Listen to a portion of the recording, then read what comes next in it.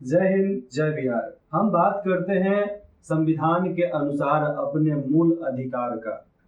हमारा मूल अधिकार क्या है? संविधान के अनुसार कौन कौन से प्रावधान, कौन कौन से अनुच्छेद के अनुसार हमें मूल अधिकार मिला है, जिसके अनुसार हम जीने मरने बहुत सारी प्रकार की हमारे पास कुछ ऐसे रूल्स रेगुलेशन होते हैं जिसके अनुसार हम हर किसी से लड़ सकते हैं, बच सकते हैं। कोई हम पर अत्याचार करता है तो उसको कड़ा जवाब दे सकते हैं। हमारा संविधान का ये पूरा सीरीज चालू करने का एक ही मकसद था, जो जनता के बीच में अंधविश्वास फैलाए जा रहे थे इलेक्शन के समय में कि ये हो जाएगा, वो हो जाएगा, ये पार्टी जीतेगी तो वो हो जाएगा। बस उसी को मद्देनजर रखते हुए हमने ये पूरा सीरीज, ये जितना भी हमारा प्लेलिस्ट था इसी पर बना हुआ है। तो हम मूल अधिकार की बात करते हैं, केवल हम सीखने और सिखाने की बात करते हैं। हम कोई एकेडमिक क्वालिफिकेशन और एकेडमिक पढ़ाई के लिए मैं नहीं बता रहा हूँ, यही बता रहा हूँ जिससे जागरूकता आ सके, लोग समझ सके कि हमारे लिए संविधान कितना जरूरी है और संविधान का हर एक अनुच्छेद, संविधान का हर एक संशोधन हमारे लिए कितना जरूरी है, ये हमें समझ में आ सके। अगर ये नहीं समझ में आया तो हमारे पास संविधान का पूरा मोटा मोटा बंडल किताब रहते हुए भी हम कुछ नहीं सीख पाएंगे। इतना पतला तो है संविधान का कॉपी, जो नया में आजकल मार्केट में आया है। आप उसको लेकर पढ़ सकते हैं, उसको रट सकते हैं, उसको याद करके रख सकते हैं कि ये प्रावधान है। ऐसे हमारा मूल अधिकार, नैतिक अधिकार जो होता है वो 12 से 35 के बीच में आता है। अनुच्छेद 12 से लेकर अनुच्छेद 35 के बीच में अपना मूल अधिकार आ गया। तो इसी मूल अधिकार को धीरे धीरे खंड बाई खंड पढ़ेंगे, जो आज 6 भाग में हमें पढ़ना है। लेकिन मैं तो आपको अनुच्छेद के नंबर के अनुसार ही ले चलूंगा कि नंबर बाई नंबर हम किस तरह आगे बढ़ते हैं, क्योंकि यही मकसद है कि हमें सीखना है, सिखाना है, सिखाना है, सीखना है। यही कारण जब हम अपने अंदर रखेंगे ना कि हाँ सीखना और सिखाना है, तो हम हर जंग लड़ सकते हैं जो आज तक किसी ने सोचा नहीं होगा। तो चलिए अब मूल अधिकार का परिभाषा हम जान लेते हैं। पहले साधारण का परिभाषा है कि इस भाग में जब तक कि संदर्भ से अन्यथा अपेक्षित न हो, राज्य के अंतर्गत भारत की सरकार और संसद तथा राज्य में से प्रत्येक राज्य की सरकार और विधानमंडल तथा भारत के राज्य क्षेत्र के भीतर या भारत सरकार के नियंत्रण के अधीन सभी स्थानीय और अन्य प्राधिकारी हैं। मतलब भारत सरकार के नियंत्रण में जितना भी जगह आता है, जितना भी क्षेत्र आता है, उस क्षेत्र पर भारत का संविधान लागू होता है। भारत का संविधान लागू होता है तो भारत का कानून लागू होता है। ये नहीं कि कोई कुछ प्रावधान लागू होगा, नहीं, पूरा का पूरा लागू होता है।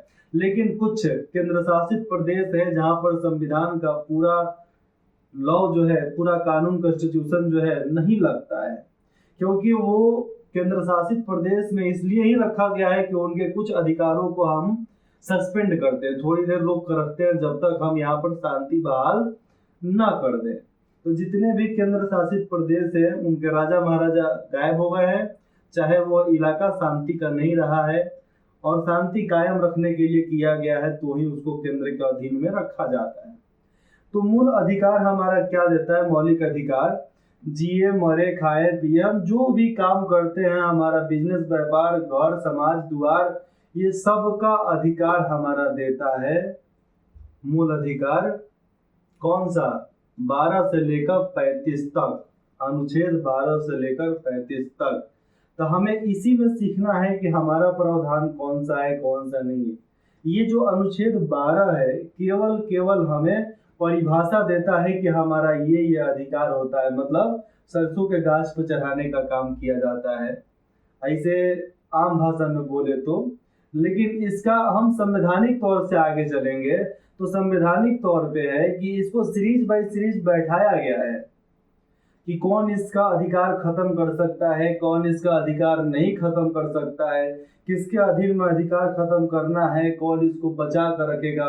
ये सब चीज एक एक पेज में, एक एक पन्ने में उसको संजोकर बराबर से लाइन बाय लाइन लिखा गया है, समझा समझा कर कि भैया ऐसे ऐसे होगा। तो ये मूल अधिकार, मौलिक अधिकार जो है, इसको रीढ़ का हड्डी बोलते हैं, संविधान के रीढ़ का हड्डी। ठीक है।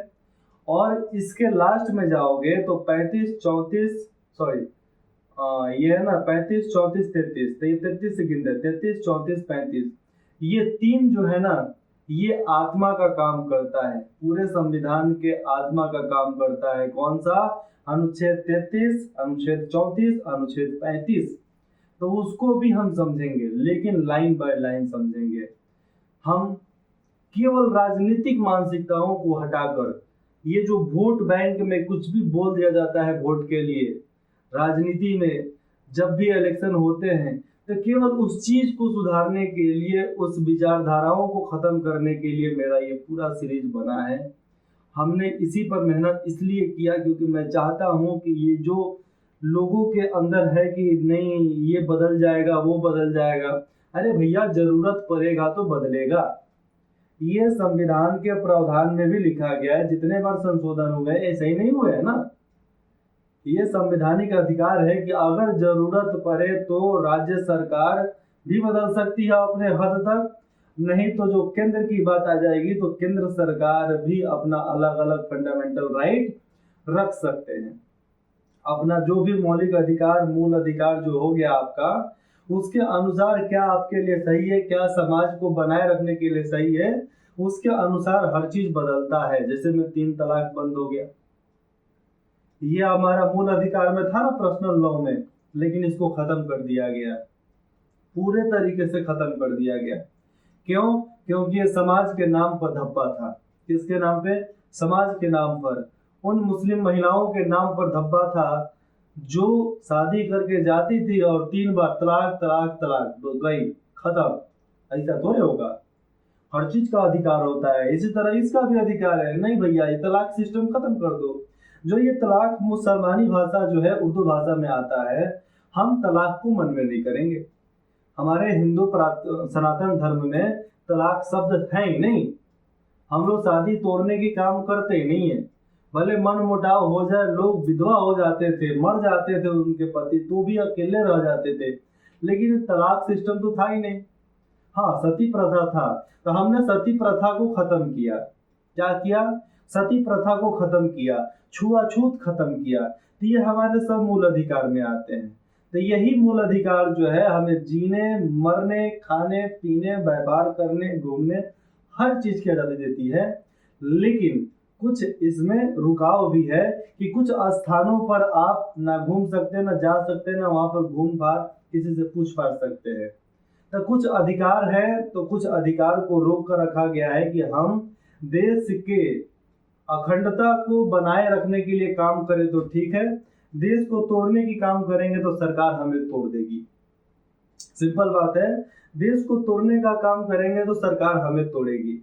अगर देश को अखंड भारत को हम ठीक तरीके से सजो कर रखे हैं तो देश हमारी सुरक्षा करेगी। अगर अखंड भारत को तोड़ने की जो कोशिश करते हैं उनको सरकार बर्बाद कर देगी, तहस नहस कर देगी, उनका पूरा संतुलन, क्या बोलते हैं उसको, सल्तनत बोलते हैं ना, सल्तनत खत्म हो जाएगा। तो बस फिर मिलते हैं अनुच्छेद 13 में। तो 13 में हम जानेंगे मूल अधिकारों से असंगत या उनका अल्पीकरण करने वाली विधियां जो है किस किस प्रकार से है, कैसे कैसे उसको बनाए गए हैं, किस किस प्रकार के प्रावधान उसमें डाले गए हैं, कितना संशोधन हो चुका है। ये 12 में तो अभी तक संशोधन नहीं हुआ क्योंकि ये परिभाषा है, परिभाषा में आप क्या संशोधन कर लोगे, लेकिन 13 में आपका संशोधन है जो मैं इसको आगे बताता हूँ आपको। जय हिंद, जय बिहार।